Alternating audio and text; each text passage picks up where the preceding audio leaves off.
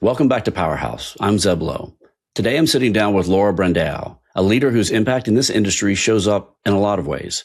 Through the teams she's built, the people she's coached, the stages she's stood on, and the simple idea she's been consistent about for years: educate, empower, and elevate. But what's interesting about Laura isn't just what she says, it's about how she operates. In this conversation, we go deeper into her mindset, how it shaped her leadership style, and what it actually looks like to operationalize things like energy, culture, and accountability. We also talk about what she's seeing right now across the teams and executives she works with every day. If you're trying to build something, a team, a brand, or just more momentum in your career, there's a lot in this one. So let's get into it.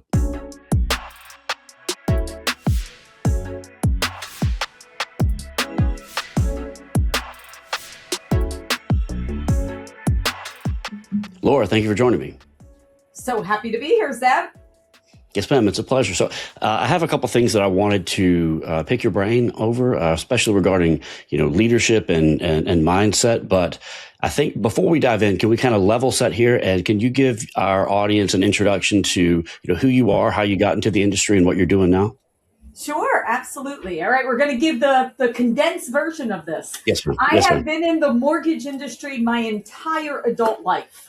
Got into it with that word that so many of us say, accidentally fell into the mortgage industry. How did that happen? I was a young mom. Me and my husband been married since I was 19 years old, and we had our first son very quickly. From there, I needed to do something in the evening. So the job that I took in the evening was cold calling people to refinance them into lower mortgage payments. Long story short, very quickly, I realized that number one, I was really, really good at this. And number two, I wanted to own a home someday. So I went and I asked how I could work additional hours. And I was able to be promoted in that position very quickly within a couple of months to taking over the entire call center with hundreds and hundreds of loan officers actually making phone calls to refinance people. Well, once I did that, I learned, wow, this is a fascinating industry that maybe I can, go further. By the time I was 27, I was the COO of a mortgage company. And then during the financial crisis at the company I was working at, was a little concerned they might go out of business because of subprime loans. I was given the opportunity to be employee number one of AFR Wholesale. And I built AFR, being the first person that I started out as the account executive, generating my own business, and then growing that company to be one of the top four, the number four biggest wholesale lender in the country by 2012, and then eventually selling that company, myself and my partners. What I'm doing now? Well, here we go. Here we grow again. We are back to building MLB Wholesale. And now I'm an owner and the president of MLB Wholesale, kind of bringing the game back together again, going into our roots, bringing all that experience that I've had throughout this entire career to really serve our broker partners and correspondent lenders to once again provide and making lives better. I've met a couple people quite a few people that got into the industry kind of on the cold calling side pre, 08. I have a background as an originator. I didn't get into the industry until 09 though. And I didn't have a strong sales background. I worked construction my entire life, either work construction or I was an English professor.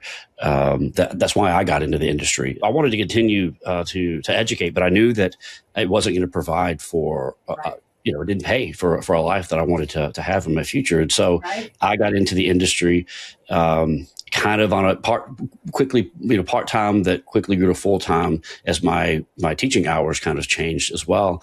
But I did not have much of a sales background at all. I had a background in doing some copywriting and, sales techniques, I guess, via copywriting skills. But I'm curious if to your, what did you learn during those cold calling years that translated over to an understanding of sales or communication? Because to me, from, like I said, the way that I was brought into the industry and from what I know from, cold calling to like relationship building, they're kind of they're two different buckets, I guess.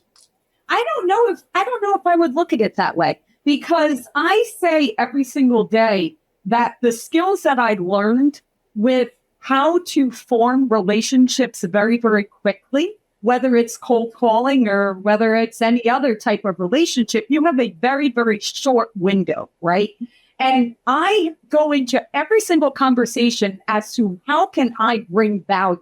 What can I do for this other person that will provide value to them? And that value doesn't always lead to having a mortgage. That value can be that I made you feel better. It could be that I valued you, that I allowed you to speak, that I listened to you for a moment as you shared something about your life as an English professor and why you got into the mortgage industry. So I learned very quickly that having the ability to listen, having the ability to communicate back to that person and show my value and my gift to you by always serving, that has been the foundation of my entire career.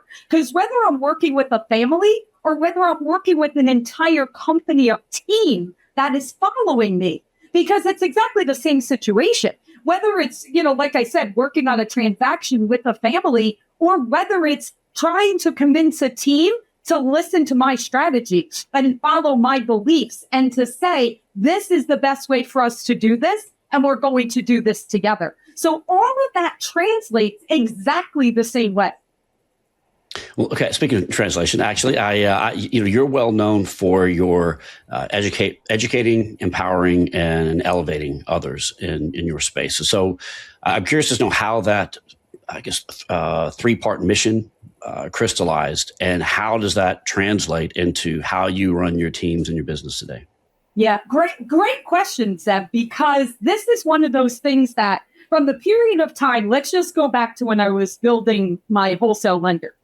So from June of 2007 until 2018, I literally was, no pun intended, but I'm literally tied to a desk, working from 5 o'clock in the morning until God only knows what time at the end of the day. And you were in an office during that time, right?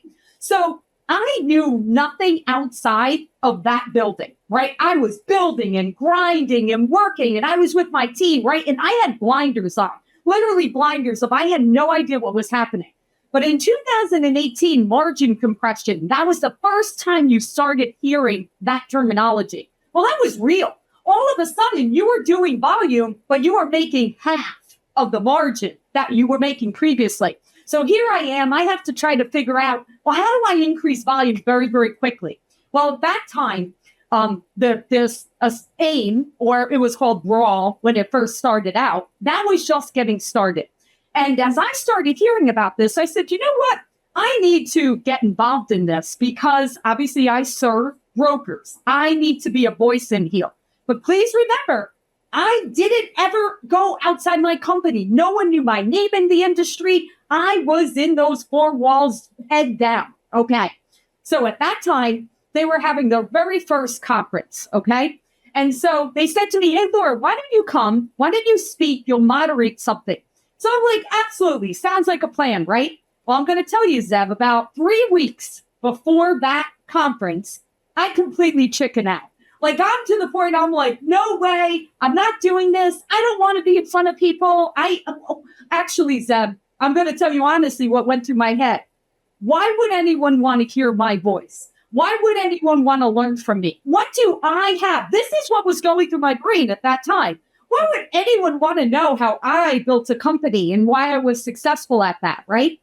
Well, same thing goes through my head almost about 15 minutes before every podcast, actually. There you go, right? We all, as humans, these are the things that are going through our head. Well, I'm going to tell you, though, I had already had a backup plan of who is going to go on that stage. And then I received a phone call. And that phone call changed not only my life as a career in the mortgage industry, it changed me personally. Because you know what that person said to me on the other side of that phone? Number one, what are you doing? I am not letting you chicken out. You are getting up on that stage because you deserve to be on that stage, and I'm putting you there. And in that moment, I thought to myself, wait a minute. If this person sees something in me, maybe there's something there. Well, Zeb, I got up on that stage. And afterwards, I had a line of women waiting to speak to me. And those women said, Laura, We never see presidents of companies that are women up on stages using their voice. Now, it's more common now, but in 2018, it was a real rarity at that time. Zeb, in that moment, the light bulb went off in my head, and I made a promise that I will never let that happen again. And not only will I not hold back for my own voice, I will teach everyone. And this isn't a male or female thing. I will teach everyone to use their voice, and I will lift up, and I will empower, and I will make sure I put the team members in the right jobs that they need to be so that they are elevated to be their best self. Because not everyone should be in one position versus another. You have to get to know people. You have to analyze them. You have to really have deep conversations to ensure that you're lifting them to where they need to go. Not everyone needs to be in the same spot.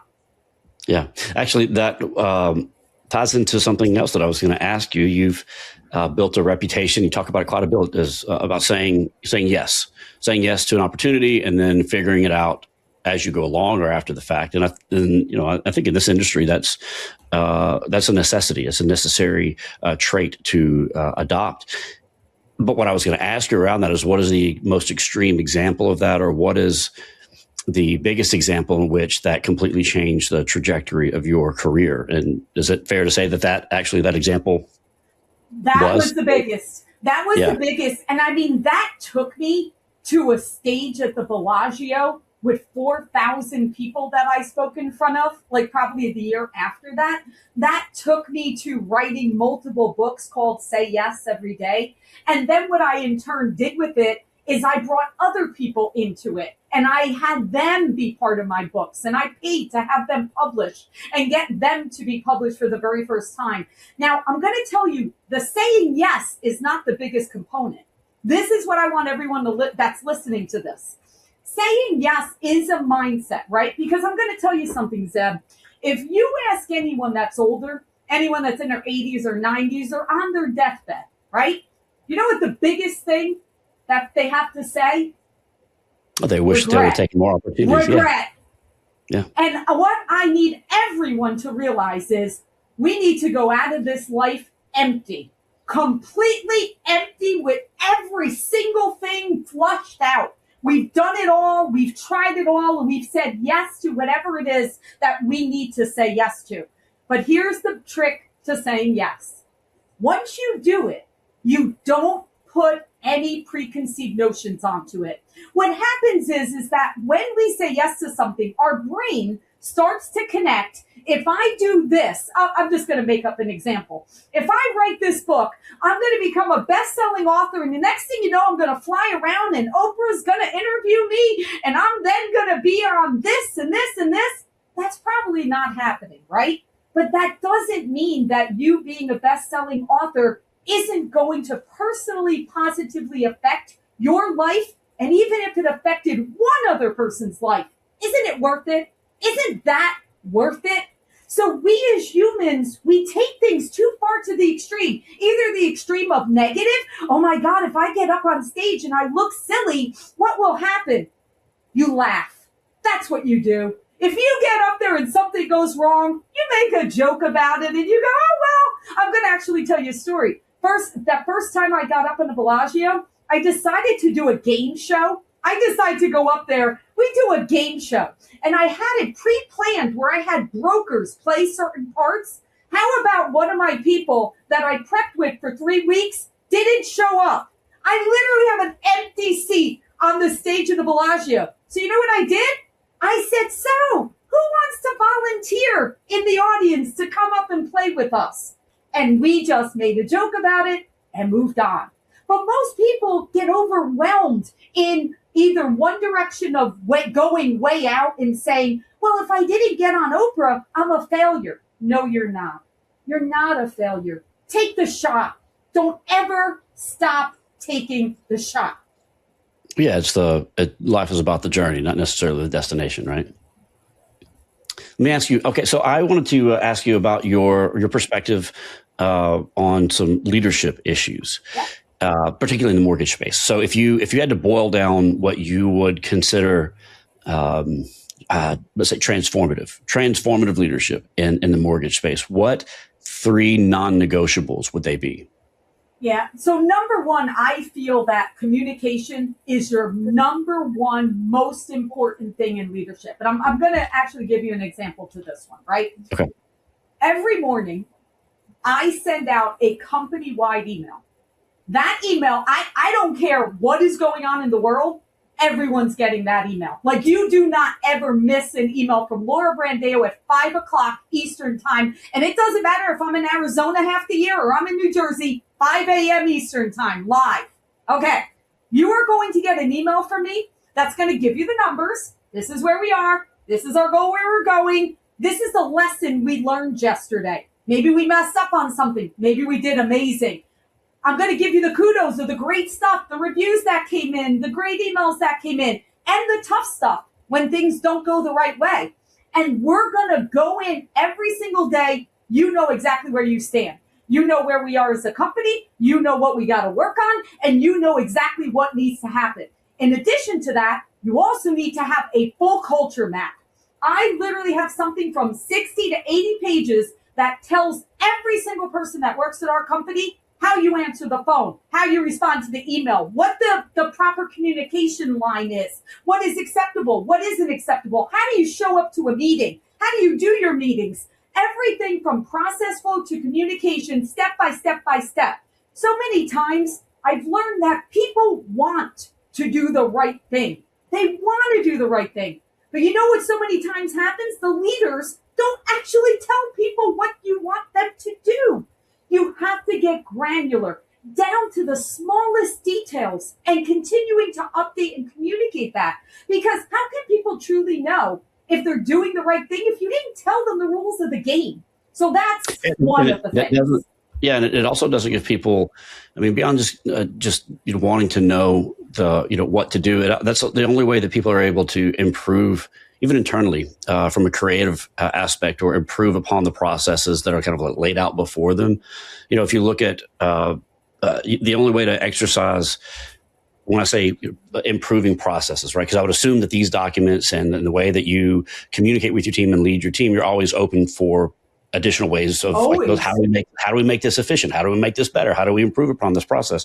And in order to do that, not only is there an analytical skill involved, there's also a creative skill involved, right? You have to be creative. Yes. And how can I get this better? And the only way that people actually are creative are within constraints or within boundaries. If you give a painter every single possible color in the color spectrum, they won't be able to do anything really, because there's too many choices, right? And it's just limitless. But if you give a painter 5, like a color swatch of 5 colors to paint out of, then they can create a masterpiece. So people naturally gravitate to a sandbox to play within, to operate to their highest caliber. You just brought me to the second one that I was going to say. So at the end of every month, okay, so the beginning of the next month, we do something called the debrief.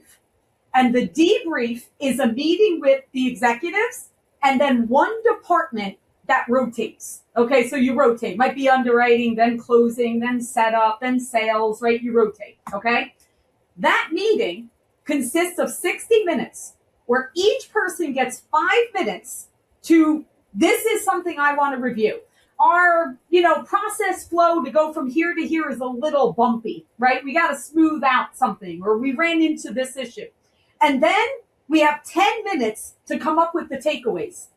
Zeb, the ability to make progress and execution on this one 60-minute meeting is absolutely revolutionary. And it's exactly the reason what you just said. You put a constraint, okay? You put the rules and the agenda items. Everyone knows what everyone's going to speak about. So they don't just arrive and just start rambling random things. Everybody knows, okay, Sue wants to speak about this and Dave is speaking about this. And then we come prepared. And then after the meeting, there's a full execution plan on how to smooth out any of those items. So you're listening, you're taking action, and you're giving people structure so that way they're not out having to your point, the painter with 100 different options. So that is number 2. And the third thing is you have to have a plan for your teams to be able to do career pathing. It's very important that you know, where do your people ultimately want to go? Do they want to become branch managers? Do they want to go into management? Do they want to go where they want to learn how to be a VA underwriter, right? Where do they want to go? Do they want to ultimately be in marketing? Like whatever it is, if we don't have these conversations to stay tight with our teams, that's how you don't have retention. That's how people all of a sudden start looking around and start hearing these different things. Not because it's better for them, it's because we haven't taken the time to truly listen and connect with our teams. And the teams are so vital and valuable to us. Mm-hmm. Well, so let me ask you another component of that. From your experience, you coach executives and originators, and what is one mindset pattern that you see that sabotages their growth or their performance? What's a shift that you would ask them to make? So are we speaking executive or are we speaking originator? About both. Okay. Okay. All right. So part of it is a little bit of what you just said, that about both of us admitted that the two of us said that we get in our own heads, right? That we don't necessarily keep ourselves in that mindset, especially speaking on the originator side. On the originator side, you have to have an unbelievable routine. I believe that, listen, I'll quote something from Tim Grover's book, winning. Winning is always going around and looking to tap somebody on the shoulder. But when we're not ready to accept that winning, you know what happens? It goes to the next shoulder, the one that is ready to do it. So from the originator standpoint, very similar to exercising and being in shape, right? We have to stay regimented. We have to be relying on our CRMs and being consistent in our methodologies. Where I see a lot of originators go sideways is they don't stay consistent in their methods. They fall off or they give up too short before they actually follow through to get that success. So on the originator side, they have to stay regimented. That would be my recommendation on that side. On the executive side, I think a lot of it on the executive side is really having an incredible team around you. Okay. You have to, one thing, if you're the lead person, everyone is watching you. Every move you're making, you mentioned things like me, like on social, or me on the stage, or things like that, or how I speak, or how I show up. Whether I was sitting here with 103 fever, you're going to see the same Laura. Whatever I would have to do to get through that with the 103 fever, you're going to see me exactly the same way. Like, meaning that our teams are relying on us, and we have to show up for them in a way that every person that's ever worked for me in my entire career knows no one's outworking me, ever. They are never, ever, ever going to work harder than I'm going to. Why is that?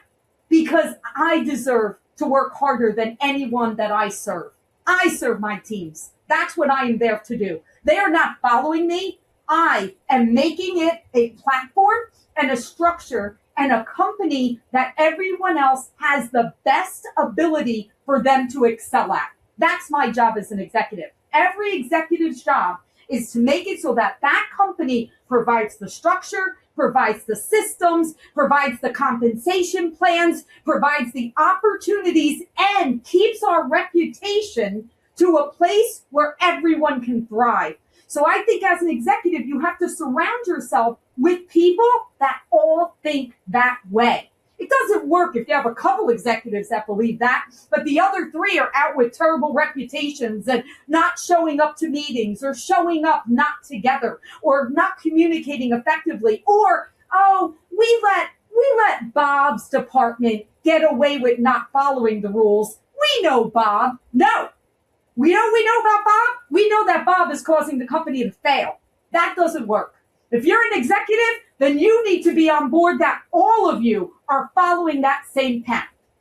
That's a good answer. I wanted to shift gears and talk tech, which is I'm paying attention to our time, and I don't want us to run long. I could stay on this and talk to you. You're obviously wired up to talk about this, but I'm going to make an abrupt shift and talk AI for a second. Or actually, I want to get your thoughts on AI, which I know you're actively involved in. So when you look at AI automation and advancements in tech, where do you see value for originators and lenders? How do you separate what's real versus what's noise right now? Because there's a lot of just vaporware out there. Yeah. And you do have to be careful. I actually have this little thing that we say, this is my shiny object, right? We say, watch out for shiny objects, right? Right. And right. This is where we know how fast it's changing. We know how fast it's evolving and adapting. So on the originator side, guys, your CRMs, like obviously your marketing and your CRMs are the biggest places that you should be utilizing your AI at this standpoint, right? Pretty soon, you're going to also have the component where you can utilize it to do all your pre-scrub. So by the time you're submitting it over to your lender or your underwriter, it's already fully packaged and you only have maybe a 1-2 touch happening. I do anticipate that's coming. I mean, it's already live now, but I'm anticipating more and more people are going to be utilizing it within the next 6 to 12 months. So that's where we're going. And that's going to be normal. That's not going to be like, oh, people with deep pockets are doing this. No, I think the standard, that's what's going to happen. But at this moment, you have to be using it for marketing and you have to be utilizing it within your CRM. Work smart, not hard. Even all of your meetings, right? Anybody that's using meetings, you have to use it for that. So that part of it there. On the other side, on the lender side, it's pretty powerful on the underwriting side, guys. I mean, I'm using it, so I can tell you it has already increased production. It has already allowed a lot of pressure off the underwriters because now the underwriters have this support that it'll do the scrub, it'll review everything for you, it'll tell you, hey, I saw this, but then the human can say, I disagree, it missed this, or wow, that was a really good catch. Now we're going to add that, right? So it's happening fast. What I would say is don't run out to sign large contracts. Don't go out and sign like 5-year terms. This stuff is moving so fast. What you might be thinking is amazing today could completely be outdated 3 months from now. That's what I wanted to ask you about, this is kind of a loaded question. It's impossible to truly be able to tell because I think that we're at the end of I think we're at the end stages of something happening. Not at the beginning stage of a new framework within our industry to operate around. So, like I said, it's kind of a loaded question, but 3 to 5 years down the road, is there an aspect of the mortgage experience, and that could be from the borrower side or from the lender or originator side, that you think will look totally different? And if so, what do you think leaders should start doing today to try to build for that? Yeah, I mean, I do think it's going to become much more automated. I do. But you know what I'm going to say? We started this conversation about relationships. We started this conversation about listening. I believe that the people that are the best at communication and relationship will always excel. So what I'm going to say is, if you are someone that's like, it's going to get easier. Oh, we're going to be using AI. It'll all be automated. You're correct. And if you don't have those great communication and relationship skills, you're probably not going to be in the industry anymore. So you need to have a combination of both. So I think right now, this is not the time to give everything over to AI and start using agentic AI and have them calling everyone and doing that. That's great for productivity, but you have to use your human side. Remember that your unique skills and your personality, that is always going to be relevant, regardless of the technology that we're using. Right. The last question that I had for you that I wanted to get your thoughts on is, the last several years, the market's been struggling to flat at best, I guess, for a lot of folks. And I'm curious, from your conversations and the people that you work with, what are the top behaviors that are separating teams from really excelling in this cycle versus those that are treading water? Yeah, I mean, a lot of it is the same themes that we've been speaking about. Number one, those routines and that relentless behavior within your CRM and staying connected to people. And how about just showing up? How about just showing up to the open houses, just showing up with your clients, just showing up if you're going to a networking event, and then following up? The simple, basic functions. I see people that are absolutely thriving in this market. Are they working harder than years before? They are. But you know what? They're doing the work. They're putting it in. They have the routines. They have the follow-up. They're there. That's the differentiator. The other thing is you can't be cookie cutter. You do have to know the unique products. You do have to actually have the education. You do actually have to be the mortgage professional. It's not just quoting a rate and saying, oh, you've got this and this. You should be able to sit down and say, let's go over your long-term goals. How long are you looking to be in this house? Are you expanding in your family? Let me have your understanding, your financial picture 5 years from now. It's not just cookie cutter anymore. You have to actually diagnose, you have to triage, and you have to be there for the long term.